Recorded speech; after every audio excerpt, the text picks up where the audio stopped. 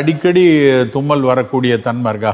வீட்டிலே நம்ம வீட்டில் வந்து ஒரு கொஞ்சம் கற்பூரவல்லி, ஒரு துளசி, வெத்தலை, மிளகு இந்த 4 வந்து ஒரு கஷாயம் மாதிரி போடலாம். ஒரு ஒரு ஒரு அரை கைப்பிடி போல் துளசி இலை, ஒரு 4 வெத்தலை, ஒரு கைப்பிடி வந்து ஆடாதோட இலை இருந்ததுன்னா 4 ஆடாதோட இலை, இல்லைன்னா வந்து 2 மிளகு, இது மாதிரி ஒரு 4-5 சரக்களை போட்டு ஒரு 1.5 டம்ளர் தண்ணி ஊற்றி அரை டம்ளரை வற்ற வச்சு அந்த கஷாயத்தை காலையில் சாப்பாட்டுக்கு முன்னாடி எடுத்துக்கொள்ளலாம்.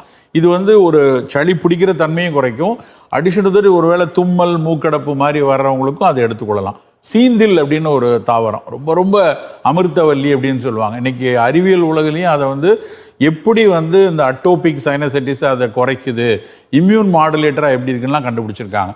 ஸோ சீந்தில் தண்டு நாட்டு மருந்து கடைகள்ல எல்லாம் கிடைக்கும். அதை பொடி பண்ணி வச்சுக்கிட்டு ஒரு அரை ஸ்பூன் வந்து நம்ம இந்த மழைக்காலங்கள் தும்மல்கள்லாம் தொடர்ந்து எடுத்துக்கொள்ளலாம். எல்லா வயதினரும் எடுத்துக்கொள்ளக்கூடிய ஒரு மிகச்சிறப்பான எந்த விதமான பக்கவிளையும் இல்லாததுன்னா அமிர்தவல்லி அப்படின்னு சொல்லக்கூடிய சீந்தில் தண்டை சொல்லலாம். இதெல்லாம் எடுத்துக்கிட்டாலே போதும்.